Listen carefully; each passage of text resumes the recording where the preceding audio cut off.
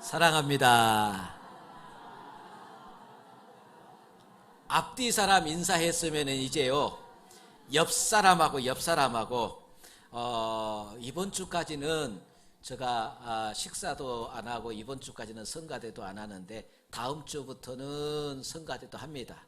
3월부터는 이제 모든 것이 정상으로 돌아갈 겁니다. 그래서 지금 구역 대신방도 3월 달부터 시작할 거니까 3월 달에 아직 구역 대신방을 못 받은 가정들은 그 구역들은 신청을 하시기 바랍니다. 날짜, 시간을 신청하셔서 3월 달에 구역 대신방이 끝날 수 있도록 3월 달에 전부 신청해 주시기를 바랍니다. 우리가 믿음 안에서 우리 신앙의 형제들과 손을 잡고 인사하는 것은 아름다운 거예요. 오늘 또 제가 예배 마치고 악수할 겁니다. 악수할 거니까 그렇게 하시고 옆 사람과 한번 손 한번 잡으십시오. 옆 사람과 손 한번 잡으시고 축복합니다. 사랑합니다. 인사 한번 하십시오. 축복합니다. 사랑합니다. 그런데 이렇게 손을 잡을 때요, 손을 잡을 때 어떤 사람은 위로 손을 얹어서 이렇게 잡은 사람이 있고 어떤 사람은 밑에서 손을 이렇게 잡은 사람도 있어요. 여러분, 손을 위에서 이렇게 잡은 사람은 이 사람들은 얹혀 사는 사람들이에요. 뭐한 사람들요? 얹혀 사는 사람들. 이 사람도 얹혀 사는 사람들이. 그 밑에서 이렇게 잡은 사람은 뭐한 사람들이냐? 잡혀 사는 사람들. 잡혀 사는 사람들. 여러분들, 우리는 신앙이라는 것, 그리스도인이라는 것은 우리는 분명히 아세요. 우리는 예수께 얹혀 살고 예수께 잡혀 사는 삶인 줄 믿습니다. 그리스도인의 삶은 예수님에게 잡히고 예수님에게 얹혀서 사는 것이 그리스도인의 삶이에요. 할렐루야. 오늘 우리 그리스도인들에게 똑같이 세상 사람들은 다 살아가면서 소원을 품고 있습니다. 다 뭔가 소원을 가지고 있어요. 오늘 제가 여러분에게 물어보면 여러분 뭐라고 돼요? 여러분 소원은 뭡니까? 라고 물어보면 뭐라고 돼요? 당장 지금 당신의 소원이 뭐예요? 그러면 그 자리에서 두맛 머뭇거림 없이 탁 나와야 돼요. 그래야만 진짜 소원을 가지고 사는 사람이에요. 그런데 소원이 뭐냐고 물었을 때 글쎄 뭐지? 그러고 머뭇거리고 있으면 이 사람은 지금 소원을 품고 사는 사람이 아니에요. 되는 대로 사는 사람이지. 적어도 소원을 품고 사는 사람은 당신 소원이 뭐예요? 라고 물으면 그 자리에서 주저없이 팍 튀어나와야 돼요. 여러분의 소원은 뭡니까? 지금 주저거리고 있어요. 적어도 그리스도의 소원은 딱 한 가지예요. 예수 믿는 사람들에게 한결같이 당신의 소원은 뭡니까? 라고 물어보면 다 같이 이렇게 대답해요. 천국 가는 겁니다. 할렐루야. 뭐 하는 거예요? 어디 가는 거예요? 여러분의 소원이 뭡니까? 이렇게 자신이 없어요. 천국 갈 자신이 없어요. 정말로 우리의 최종적으로 마지막 소원은, 우리의 이 땅에서 최종적인 소원은 하나님 나라 가는 것이고 천국 가는 것이에요. 할렐루야. 천국 가는 거예요. 그런데 천국 가기 전에 우리는 이 땅에 사는 날 동안 나름대로 이루어야 할 기도가 있고 소원이 있고 꿈이 있어요. 할렐루야. 그 기도도 이루어져야 되겠고 꿈도 이루어져야 되겠고, 이것은 최종적으로 하나님 나라 가는 우리의 최종적인 꿈은 천국 가는 것이고, 이 땅에 사는 날 동안 우리는 천국 가려면 우리는 뭘 지켜야 돼요? 믿음을 지켜야 돼요. 최종적인 하나님 나라 천국 가는 데 있어서 이 땅에 사는 날 동안 우리는 뭘 지켜야 된다고요? 믿음을 지켜야 돼요. 그런데 믿음 지키는 것이 쉬운 일이에요? 어려운 일이에요? 어려운 일이에요. 어렵다니까요. 그래서 사도행전 14장 22절에 보면 바울은 이렇게 이야기합니다. 우리가 하나님 나라에 들어가려면 많은 환난을 겪어야 하리라. 하나님 나라 들어가려면 많은 환난을 겪어야 하리라 그랬어요. 여러분 분명히 아세요. 최종적인 소원은 천국 가는 것이고, 천국 가려면 믿음을 지켜야 되고, 믿음 지키려면 여러 가지 환난을 극복하고 이겨내야만 최종적으로 천국에 가요. 이 땅에서 믿는 사람이든 믿지 않는 사람이든 우리가 이 땅에서 우리가 누리는 기도의 제목 또는 조그만 꿈을 이루고 소원을 이루는 데 있어서도 여러분 잘 들으세요. 세상에 안 믿는 사람도 어떤 목표를 가지고 그 꿈을 이루고 소원을 이룰 때 소원을 이룬 사람도 있고 못 이룬 사람도 있어요. 꿈을 이룬 사람도 있고 못 이룬 사람이 있어요.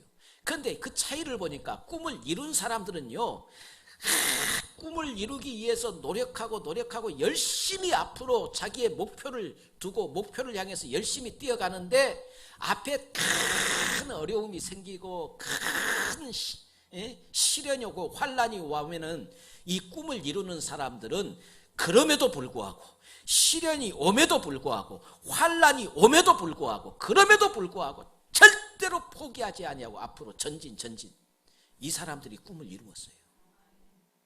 근데 꿈을 못 이루는 사람들을 보면은요, 꿈을 못 이루는 사람들은 자기 꿈을 탁 세워놓고 열심히 꿈을 향해서 나아가다가 어려운 일이 생기고 힘든 일이 딱 생기면은 내 이럴 줄 알았어. 그리고 뭐라고 하면 전부 탓을 합니다. 누구 때문이야? 누구 때문에 이렇게 됐어? 누구 때문에 이런 어려움이 온 거예요?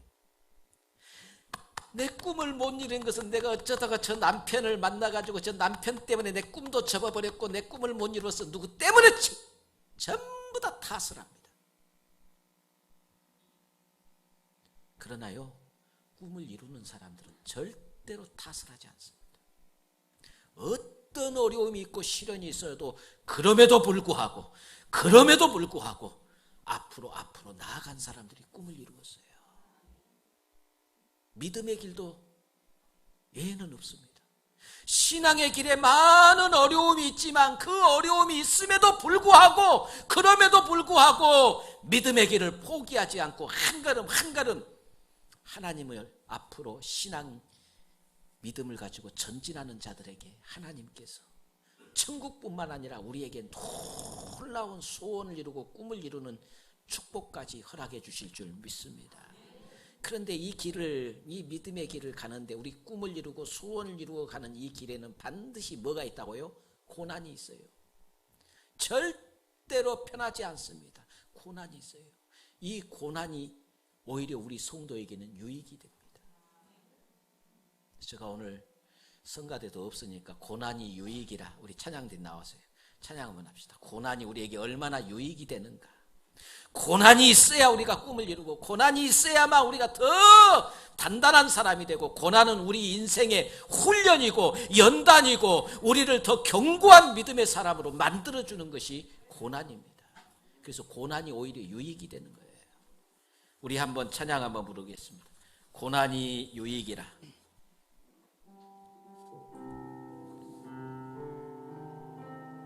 가사를 생각하면서 우리 이 땅에 살면서 힘들고 어려운 일이 있어도 넉넉히 우리는 이겨내고 극복하고 꿈을 이룰 줄 믿습니다. 짐이 무겁고 힘이 드냐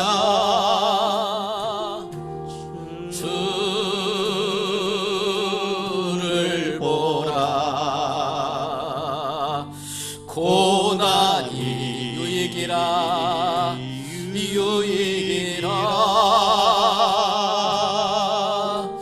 주님 말씀하시네. 나의 가는 이 길을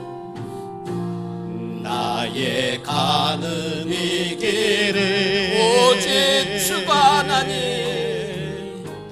오직 주가 하나니 나를 단련하신 후에는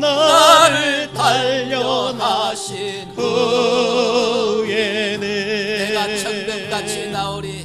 내가 정금같이 나오리.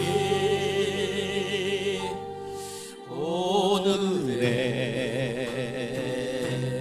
아픔은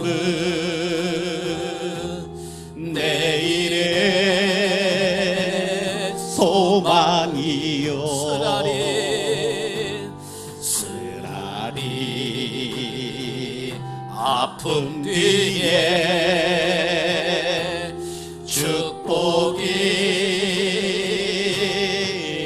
있다네. 고난은 인생의 참 의미를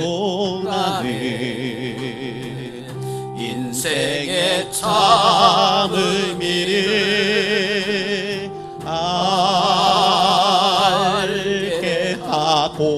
예수님 한 분으로 예수님 한 분으로 만족할 수 있어요. 만족할 수 있어요. 나의 가는 이 길을 나의 가는 그 길을 오직 그가 하나니 오직 주가 하나님 나를 단련하신 후에는 나를 단련하신 후에는 내가 정금같이 나오리. 고난이 크면은 영광도 크는 법, 크면은 영광도 크는 법. 장차받을 영광과 받을 영광과 비교할 수 없다네. 비교할 수 없다네. 고난의 십자가 고난의 십자가 보배이며 십자가 십자가 보배이며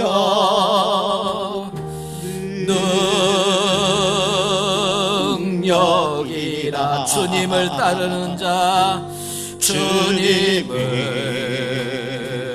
따르는 자 십자가 쳐야만 하리. 십자가 쳐야만 하리. 나의 가는 이 길을 나의 가는 이 길을 오직 주가 하나니 오직 주가 하나니 나를 단련하신 후에는 나를 단련하신 후에는 내가 정금같이 나오리. 내가 정금같이 나오리. 좁은 길 가는 자 생명길 영광의 길 십자가 진 후에 십자가 진 후에 멸류관 있으리. 할렐루야, 할렐루야. 고난이 우리 신앙인에게 유익이 됩니다. 고난이 우리를 연단시키고 훈련시킨 다음에 그 고난을 통해서 축복을 주시기 위한 하나님의 뜻이 있는 줄 믿습니다. 신앙 안에, 믿음 안에 성경 내용에 보세요. 수많은 우리 믿음의 선배들이 다 소원을 가지고 하나님 믿음을 살다가 다 소원을 이루었습니다. 꿈을 이루었어요. 고난을 다 극복하고 꿈을 이루었습니다. 열왕기하 4장 1절에서 보면은 이런 내용이 나와요. 성지생도, 오늘로 말하면 신학생이에요. 더 쉽게 말하면 전도사님. 저도 목사 되기 전에는 전도사 과정을 다 거치잖아요. 목사 되기 전에 이 과정을 거쳐요. 신학교 다니면 신학교 4학년을 졸업하면 전도사님이 돼요. 그리고 대학원 3년을 다닐 동안에 신학생으로서 전도사 생활을 합니다. 근데 이 선지생도 신학생들의 이 신학교 다니면서 대부분 결혼을 해요. 그래서 가정을 가져요. 전도사님들이 다 대부분 결혼을 해서 가정을 가져요. 그래서 내 친구들도 다 신학교 다니면서 결혼을 했어요. 그런데 전도사 때 이 삶이 참으로 힘들어요. 그래서 전도사님 사모님들은 정말로 힘들어요. 고생하는 거예요. 우리 집사람은 그래도 고생 좀 다른 사람에 비해서 적게 했어요. 왜냐하면 저는 신학교를 다 마치고 목사 안수만 남겨놨다가 결혼했기 때문에 내 신학교 다닐 때 뒷바라지는 안 했죠. 그런데 내 친구들은 신학교 다니면서 다 결혼을 했어요. 그래서 전부 다 뒷바라지를 해요. 서울에서 학교 다닐 때 전부 다 금요일 날 되면은 다 내려가요, 가정으로. 가정으로 내려가서 가정에 거기서 이제 전도사 주일 예배를 드리고 월요일 날 되면은 다시 또 서울로 올라와요. 올라올 때 전부 돈을 사모님한테 받았고 와요. 서울 올라가는 차비, 앞으로 내려올 차비, 그리고 일주일 동안 기숙사에서 생활할 밥값, 생활비 이런 걸 다 받았고 와요. 근데 그때 전도사들의 삶이 힘들잖아요. 그러니까 전부 다 돈 빌려다가 매주일 월요일 되면은 돈을 얼마씩 줘요. 그러면 그거 받아가지고 올라와요. 그럼 어떤 전사님은 돈을 적게 받았고 와가지고는 하루에 2끼니만 먹어요. 아침 안 먹고 점심하고 저녁만 먹는 사람이 있고, 또 어떤 사람은 좀 뻔뻔한 사람은 아침도 안 먹고 점심도 안 먹고 식당에 다니면서 한 숟갈씩 얻어먹고 다니는 사람도 있어요. 식권을 아끼려고.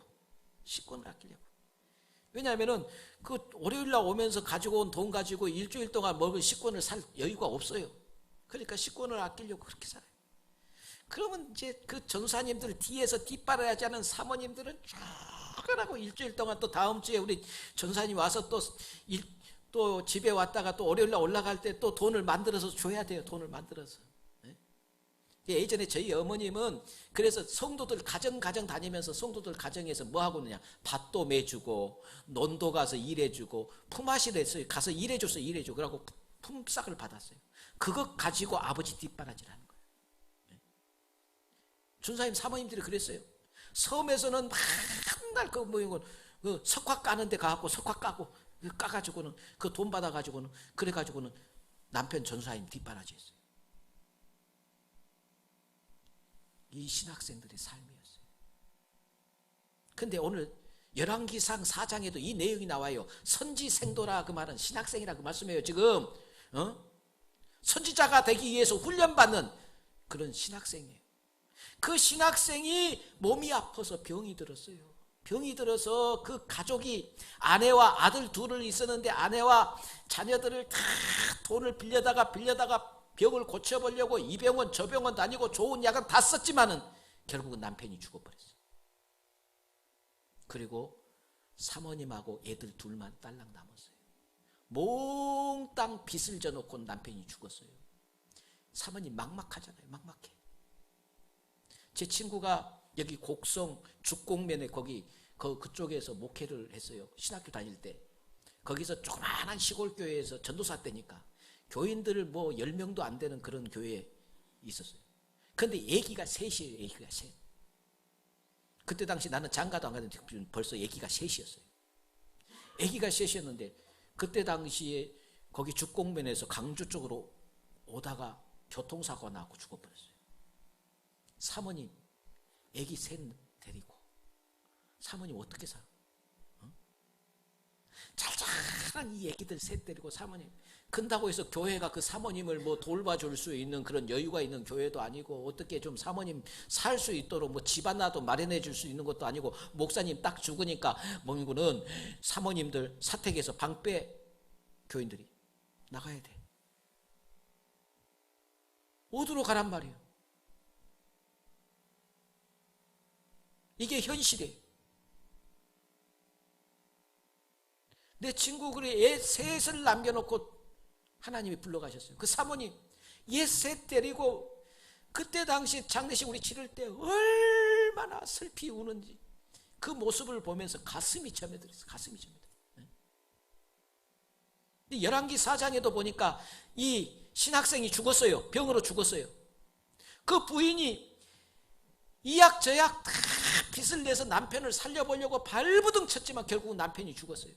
빚만 몽땅 져놓고 남편이 죽어버렸어요. 살아있는 사람 어쩌란 말이에요. 이제 이 사모님하고 애들 둘은 이제 어쩌란 말이에요. 빚만 몽땅 져놓고 죽어버렸어요. 그래서 이 사모님이 견디다 못해서 신학교를 쫓아갔어요. 신학교 쫓아갔다니까요. 그래갖고 신학교 학장, 원로 말하면 총장이죠. 신학대학교 총장님을 쫓아갔어요. 총장님을 가서 만나러 갔어요. 그때 총장님이 누구냐? 엘리사 선지자예요. 엘리사 선지자 학교 선지생도의 교장이었던 엘리사 선지자를 쫓아갔어요. 쫓아가서 사정 이야기를 합니다. 내 남편이 여기 다니는 신학생이었는데 병이 들어서 병 고쳐보려고 빚을 내서 병원, 약값 이렇게 되다 보니까 빚을 몽땅 졌는데 남편이 죽어버렸습니다. 이제 나와 내 두 자녀만 남았는데 빚쟁이들이 와서 내 자식들을 끌고 가서 노예로 삼겠다고 합니다. 종으로 삼겠다고 합니다. 빚을 안 갚으면은 두 아들 다 뺏기게 생겼습니다. 이거 어떻게 살 방법이 없습니까? 이 고난을 좀 이겨낼 방법이 없습니까? 그리고 신학교 총장한테 가서 사정을 아뢰었어요.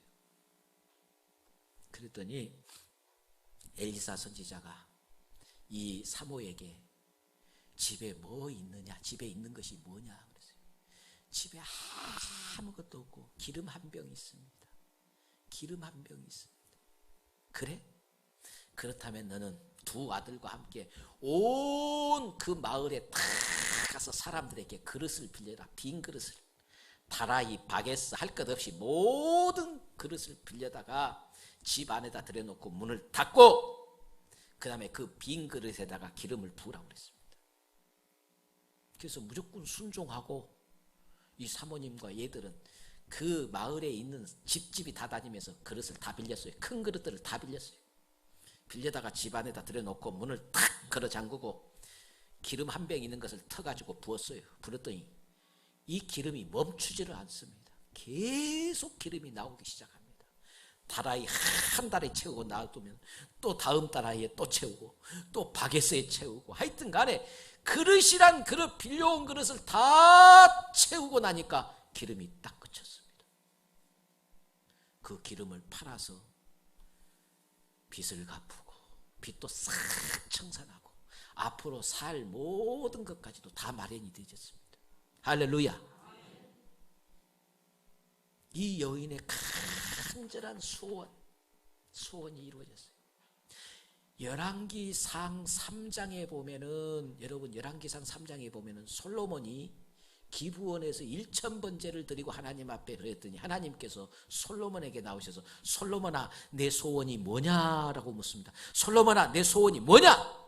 네, 솔로몬이 내 소원은 하나님이 맡겨준 사명을 잘 감당하기 위해서 지혜를 갖기를 원합니다. 그러므로 하나님께서 그 지혜를 갖기를 원하는 솔로몬에게 지혜뿐만 아니라 그가 구하지 아니한 뭐까지요? 부와 명예와 권세와 장수와 모든 축복을 다 부어줬어요. 할렐루야. 역사 이래로 솔로몬처럼 그렇게 화려한 삶을 사는 사람이 없었어요. 금과 은을 저 신장로에 떨어져 있는 돌처럼 사용할 정도로 그렇게 엄청난 부여의 축복을 주셨습니다.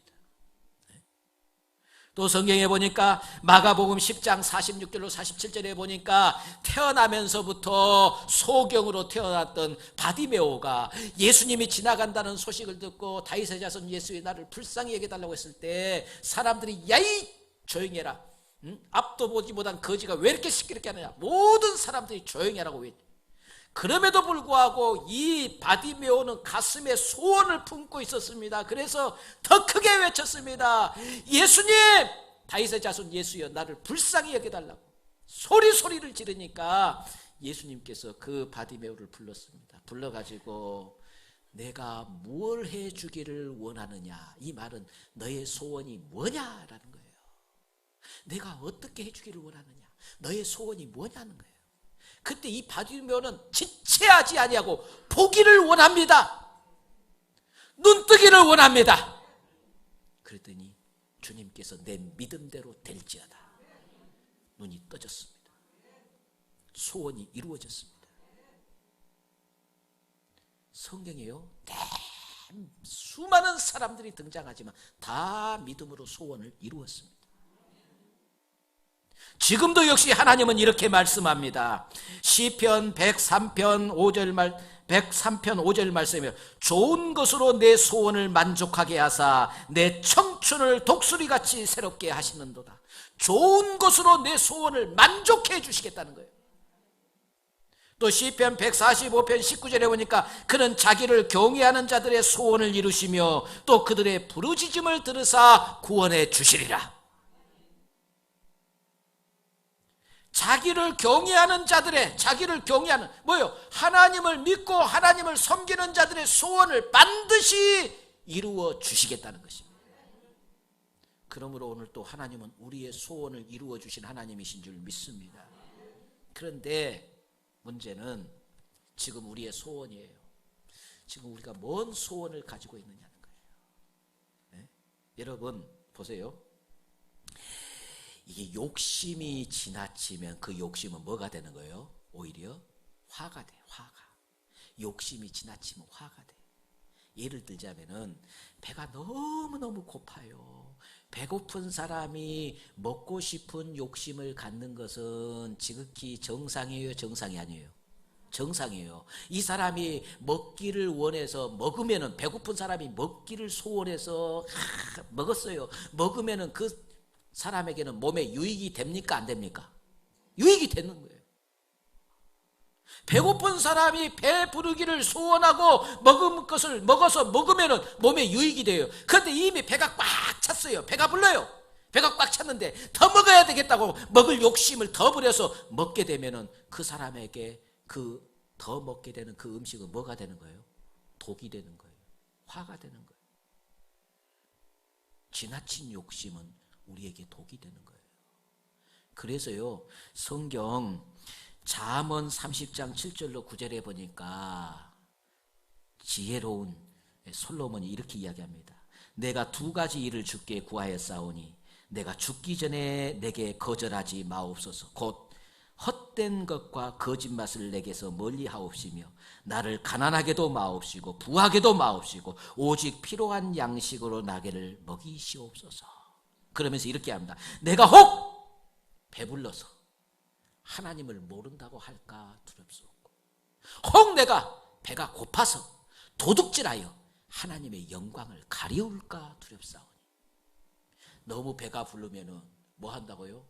교만해서 하나님이 어디 있냐 할까 두렵고, 너무 배가 고프면은 도둑질 해가지고는, 배가 고프니까 도둑질 해가지고 하나님의 영광을 가리울까 두렵사오니 나를 배 부르게도 마옵시고 배 고프게도 마옵시고 필요한 것들로 나로 하여금 늘 하나님의 은혜함에 감사하며 살게 하여 주시옵소서. 여러분 소원이 뭡니까? 저는요, 주일학교 때 불렀던 찬양이 있어요. 나의 한 가지 소원 예수님을 닮고 싶어요. 기와 몸과 사랑이 우정과 지혜와 믿음이 매일매일 자라서 예수님을 닮고 싶어요. 이런 그 주일학교 때 불렀던 찬양이 있어요. 나의 한 가지 소원은 어떻게처럼 예수님처럼 살고 싶을까? 나의 한 가지 소원이 있다면 어떻게처럼 예수님과 같은 인격을 가지고 예수님처럼 살 수가 있을까? 여러분 분명히 아세요. 하나님께서 말씀했어요. 너희는 먼저 그의 나라와 그의 의를 구하라. 그리하면 이 모든 것을 하나님이 아세요. 내게 지금 당장 필요한 것이, 내가 지금 구하고 원하는 것이 무엇인가, 우리 마음 중심을 보신 하나님께서 다 아신다는 말씀입니다. 그런데 자꾸 하나님 나를 부자 되게 해주세요, 부자 되게 해주세요, 사업 잘 되게 해주세요, 늘 이것만 구하지 말고 오늘 어떻게 하면은 하나님의 자녀로서의 하나님께 영광을 올려드리고, 우리 예수 믿는 사람들은 자, 딱 보세요. 여기 봐요. 여기 봐요. 여기 봐요. 여기 봐요. 전부 여기 보세요. 제가요, 우리 성도들을 보니까요, 어떤 사람은 얼굴 보니까 아, 하나님이 살아있구나 하고 보여지는 사람이 있고, 어떤 사람을 보니까 아이고 하나님 죽었네 이렇게 보여지는 사람이 있어요. 루터의 부인이, 루터가 낙심하고 절망하고 좌절하고 있을 때 루터 부인이 루터에게 이렇게 합니다. 당신을 보니까 하나님이 죽었습니다. 하나님이 죽었습니다. 하나님이 살아계셨다면 어떻게 당신이 그렇게 절망하고 좌절할 수 있느냐 이거예요. 우리 그리스도인의 삶에 우리의 얼굴이 하나님의 살아계심을 증거하고, 우리의 말이 하나님의 살아계심을 증거하고, 우리의 행동이 하나님의 살아계심을 증거하는 것, 이것이 우리의 소원이 되시기를 주의 이름으로 축원합니다. 나의 삶 속에서 나를 보고 사람들이 당신을 보니까 하나님이 살아계십니다 라고 고백할 수 있는, 이게 우리 소원이 돼야 돼. 솔로몬이 소원이 내가 무엇을 내게 해주기를 원하느냐, 너의 소원이 뭐냐라고 물었을 때 솔로몬이 지혜를 주시옵소서, 그래서 하나님의 살아계심을 나타내고 하나님의 살아계심을 드러내게 하여 주시옵소서. 솔로몬의 지혜가 대단해서 세계 망방에 솔로몬을 통해서 하나님이 살아계심을 드러내고 나타냈어요. 그러니 하나님께서 솔로몬에게 지혜만 주는 것이 아니에요. 하나님이 약속했잖아요. 너희는 무엇을 먹을까 마실까 입을까 염려하지 말라. 이 모든 것이 너희에게 있어야 할 줄을 아시느니라. 너가 그의 나라와 그의 의를 먼저 구하니 다른 것들은 다 내가 책임져 주시겠다는 거예요. 본질을 먼저 구하게 되면은 비본질적인 것은 다 따라오게 돼 있어요. 그런데 우리는 본질을 놔두고 비본질적인 것만 구하고 있다는 말씀이에요. 쉽게 말하면 알맹이는 놔두고 껍질만 구하고 있다는 말씀. 사랑하는 성도 여러분, 지금도 역시 너의 소원이 뭐냐고 물어보시면 우리 뭐라고 대답하실까요? 주님, 나를 택하시고 불러주시고 하나님의 자녀 삼아주셨는데 나의 삶을 통하여서 사람들이 내가 걸어갈 때, 나를 만날 때 모든 사람들이 장로님을 보니까 하나님이 살아계십니다. 장로님을 보니까요, 하나님은 역시 살아계신 하나님이십니다. 내가 하나님의 증거자가 되어지고 나로 통해서 하나님의 영광이 드러나고 나로 통해서 하나님의 나라가 확장되어지는 것, 이 불명한 소원을 품고 내게 맡겨준 사명을 충성스럽게 감당하고 충성하면 여러분, 다른 부수적인 것들은 다 하나님이 책임져 주실 줄 믿습니다.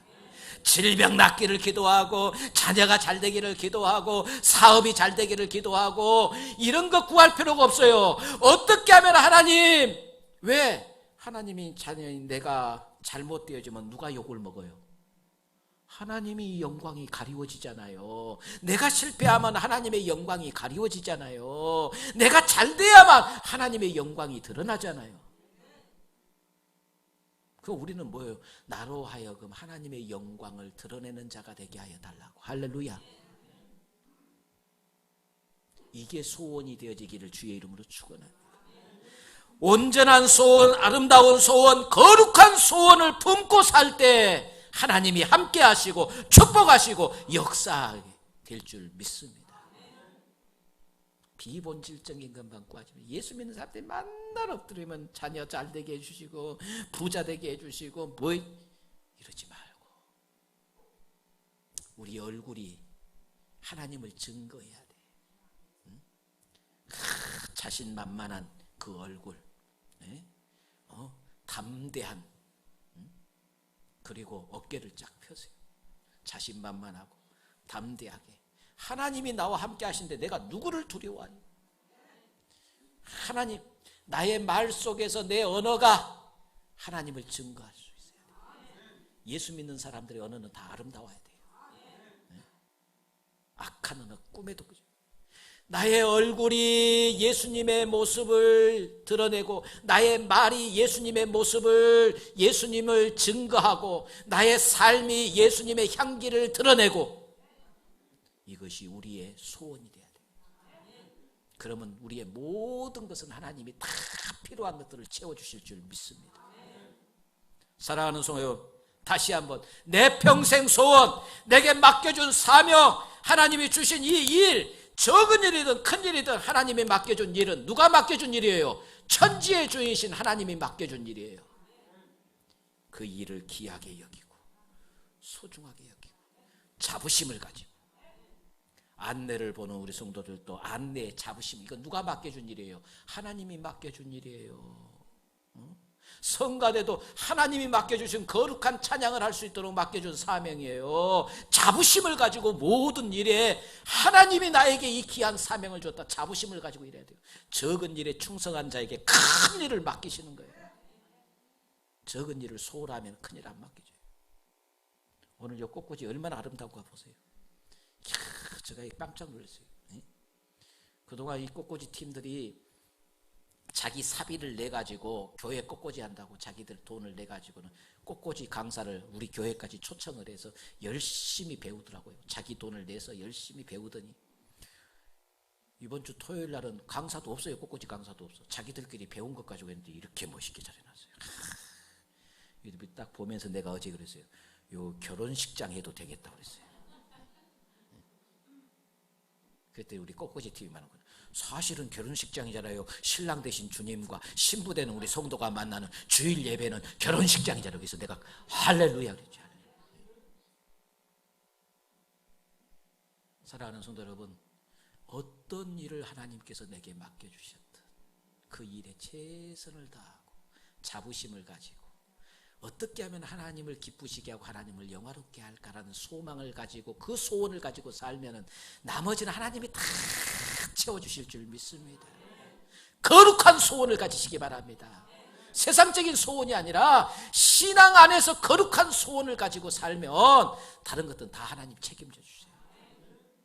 구질구질하게 자녀들 왜 이러지 말고 정말로 어떻게 하면은 하나님의 자녀로서 멋지게 한번 하나님을 기쁘시게 하고 하나님의 영광을 드러내는 삶을 한번 살아보겠다는 그런 거룩한 소원을 가지고 품고 살면은 여러분은 정말로 존귀하고 아름다운 하나님의 자녀로서 소원을 이루고 꿈을 이루는 축복의 사람이 될 줄 믿습니다. 오늘 또 가슴에다 손을 얹고 나는 거룩한 소원을 품고 앞으로 이 소원을 이루며 하나님 앞에 영광 돌리기를 원합니다 라는 아름다운 소원을 품고 사는 그리고 하나님께 영광 돌리는 우리 모두가 되시기를 주님의 이름으로 축원합니다. 기도하겠습니다. 좋으신 아버지 하나님, 우리를 택하시고 부르셔서 우리 안에 거룩한 소원을 갖게 하여 주시옵소서. 내가 어디를 가든지 나로 통하여 하나님의 영광을 드러내게 하시고 하나님의 살아계심을 증거할 수 있는 아버지 하나님, 존귀하고 아름답게 쓰임받을 수 있는 하나님의 자녀가 되게 하여 주시옵소서.